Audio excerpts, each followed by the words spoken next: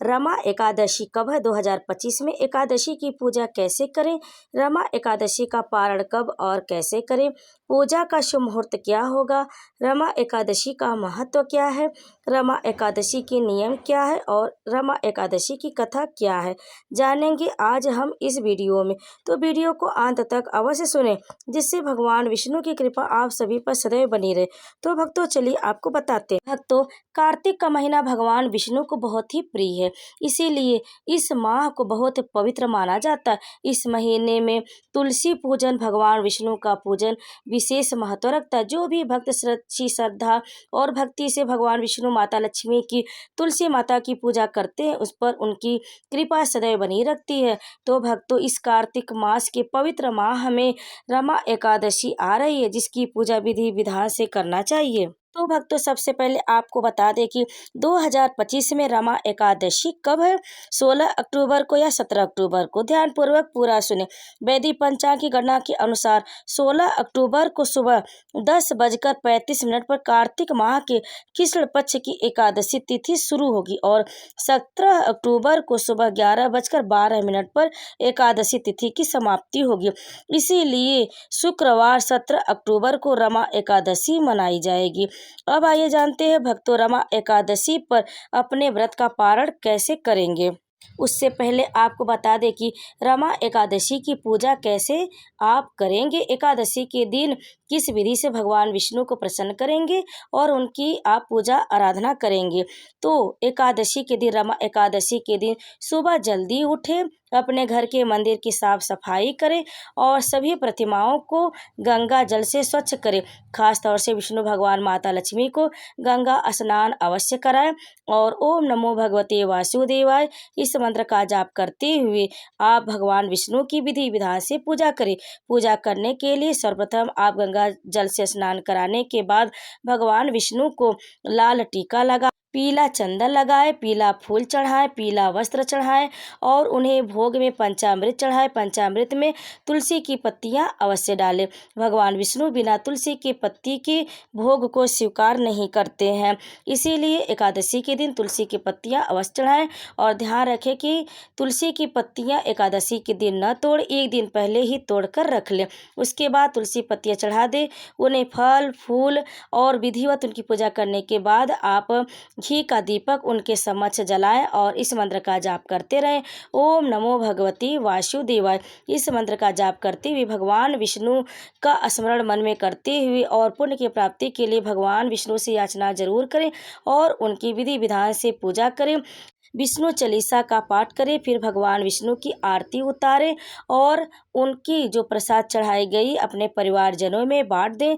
अगर आपको व्रत रखना है तो व्रत रखने के लिए भगवान विष्णु के सामने हाथ में गंगा जल, अक्षत, फूल लेकर संकल्प रखें कि आप दिन भर फलाहार रहेंगे और एकादशी का व्रत करेंगे।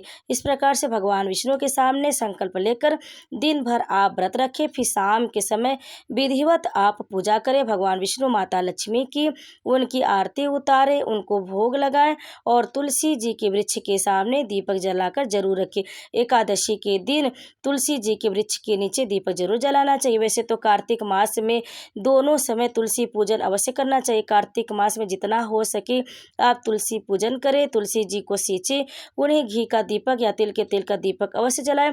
और विशेष तौर से अगर आप एकादशी का व्रत रखते हैं तो आपको तुलसी जी की विधिवत पूजा अवश्य करनी चाहिए। उस दिन तुलसी जी को चुनरी चढ़ाएं और फूल चढ़ाएं, उन्हें भोग लगाएं, लाल कुमकुम लगाएं और दीपक जलाकर रखें, धूप बत्ती करें, आरती करें, तुलसी चालीसा करें और तुलसी जी की आरती करें, विधिवत पूजा करें। फिर अपने घर के मंदिर में विष्णु भगवान को विधिवत पूजा करें, भोग लगाएं। इस तरह से आप एकादशी के दिन ध्यान पूर्वक बहुत श्रद्धा भक्ति के साथ लक्ष्मी नारायण की पूजा करें।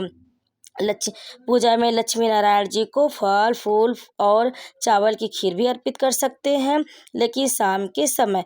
इस तरह से आप उनकी विधि विधान से पूजा करें और एकादशी के दिन पीले वस्त्र धारण करें, क्योंकि भगवान विष्णु को पीले रंग के वस्त्र बहुत ही प्रिय हैं। उन्हें भी आप पीले रंग के वस्त्र चढ़ाएं और पीले कपड़े पे ही उन्हें स्थापित करें। जब भी आप प्रतिमा को स्थापित करें तो फूलों को या चावल का आसन देकर भगवान विष्णु की प्रतिमा को स्थापित करके करके विधि विधान से उनकी पूजा करें। पीले फूलों की माला चढ़ाएं। अगर माला नहीं तो फूल भी चढ़ाकर आप उनकी पूजा कर सकते हैं। इसी प्रकार से आप रमा एकादशी की विधि विधान से पूजा करें। अब आइए जानते हैं रमा एकादशी की जो लोग व्रत रखेंगे वह पारण कब और कैसे करेंगे। रमा एकादशी के पारण का समय क्या होगा। तो भक्तों, शुक्रवार 17 अक्टूबर को रमा एकादशी का व्रत रखा जाएगा। वहीं गुरुवार 18 अक्टूबर को एकादशी का पारण किया जाएगा। जो व्रत रखे हैं, जो व्रत धारण किए हैं, 18 अक्टूबर को एकादशी का पारण सुबह 6:24 से लेकर सुबह में 8:41 के मध्य में स्नान ध्यान फिर से पूजा पाठ करके भगवान विष्णु का विधि विधान से पूजा करने के बाद तुलसी जी को जल अर्पित करने के बाद, तुलसी जी की विधि विधान से पूजा करने के बाद ही और दान पुण्य करने के बाद ही अपने व्रत का पारण करेंगे।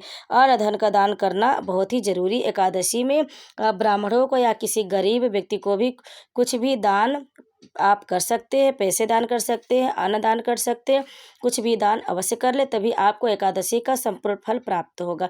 इस प्रकार से आप विधिवत एकादशी की पूजा करें और व्रत का पारण करें।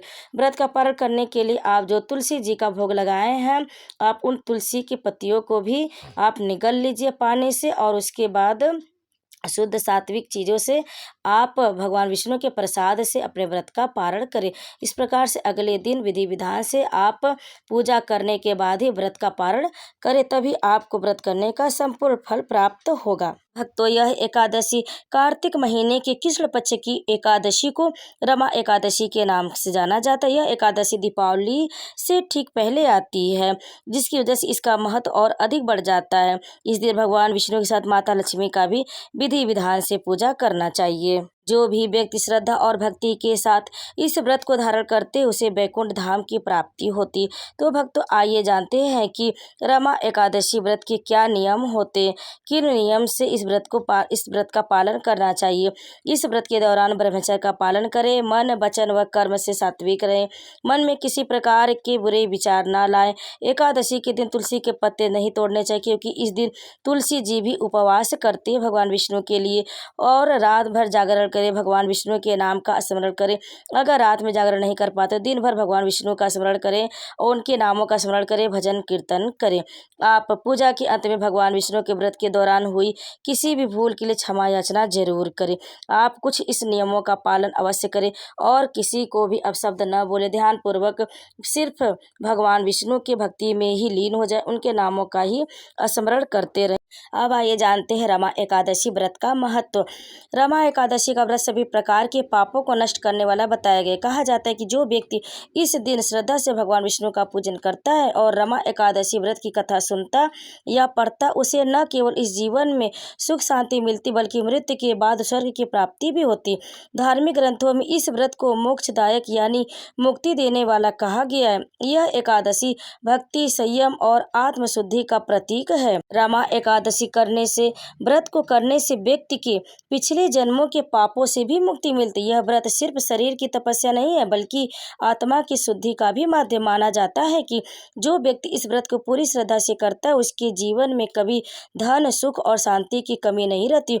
उस पर भगवान विष्णु कृपा सदैव बनी रहती है। आइए जान लेते हैं रमा एकादशी की व्रत कथा क्या है। रमा एकादशी को लेकर कई कथाएं प्रचलित है। एक समय की बात, एक मुचुकुंद नाम का राजा था। उसकी पुत्री का नाम चंद्रभागा था, जिसका विवाह चंद्रसेन के बेटे शोभन से हुआ। एक दिन शोभन ससुराल आया। रमा एकादशी से एक दिन पहले राजा मुचुकुंद ने पूरे नगर में यह घोषणा करा दी कि कोई भी व्यक्ति रमा एकादशी के दिन भोजन ग्रहण नहीं करेगा। जिसे सुनकर उनका दामाद परेशान हो गया। तब उसने अपने पत्नी से कहा कि वह बिना भोजन के जीवित नहीं रह सकता। यह सुनने के बाद उसकी पत्नी ने कहा कि आप कहीं और चले जाइए, यदि यहाँ रहेंगे तो आपको इस व्रत नियम का पालन करना ही होगा। तब शोभन ने कहा कि जो भाग्य में होगा वो देखा जाएगा, और उसने रमा एकादशी का व्रत रखा। लेकिन उसे बहुत तेज से भूख लग गई, जिससे वह व्याकुल उठा। वहीं जब रात्रि जागरण का समय आया तो वह बहुत दुखी हुआ और सुबह तक उसके प्राण निकल गए। उसका अंतिम संस्कार हुआ और चंद्रभागा मायके में ही रहने लगी। रमा एकादशी व्रत के पुण्य प्रभाव से शोभन को मंदराचल पर्वत पर सुंदर देवपुर प्राप्त हुआ। मुचुकुंद नगर का एक ब्राह्मण एक दिन शोभन के नगर में आया जहाँ पर उसकी मुलाकात उसकी पत्नी से हुई, जिसने पूरा हाल बताया। उसने पूछा कि आपको ऐसा नगर कैसे मिला। शोभन ने उसे रमा एकादशी के पुण्य प्रभाव के बारे में बताया। उसने कहा कि यह नगर अस्थिर, आप चंद्रभागा से इसके बारे में बताना। वह ब्राह्मण अपने घर गया और अगले दिन चंद्रभागा को पूरी बात बताई। चंद्रभागा उस ब्राह्मण के साथ शोभन के नगर के लिए निकल पड़ी। रास्ते में मंदराचल पर्वत के पास वामदेव ऋषि के आश्रम में वे दोनों गए। वहां वामदेव ने चंद्रभागा का अभिषेक किया। मंत्र और एकादशी व्रत के प्रभाव से चंद्रभागा का शरीर दिव्य हो गया और उसको दिव्य गति मिली। उसके बाद वह अपने पति शोभन के पास गई। उसने चंद्रभागा को अपने बाईं ओर बिठाया। उसने अपने पति को एकादशी व्रत का पुण्य प्रदान किया, जिससे उसका नगर स्थिर हो गया। उसने बताया कि व्रत के पुण्य प्रभाव से यह नगर प्रलय के अंत तक स्थिर रहेगा। उसके बाद दोनों सुखपूर्वक उस नगर में रहने लगे। इस प्रकार से रमा एकादशी की यह व्रत कथा थी। तो भक्तों, वीडियो में अंत तक बने रहने के लिए आप सभी का बहुत बहुत धन्यवाद। अगर आपको हमारी जानकारी और यह कथा पसंद आए, वीडियो को लाइक शेयर कमेंट जरूर करें। आप सभी भक्तों को रमा एकादशी की ढेर सारी शुभकामनाएं। आप सभी पर भगवान विष्णु माता लक्ष्मी कृपा सदैव बनी रहे। ओम नमो भगवती वासुदेव। प्रेम से बोले विष्णु भगवान की जय।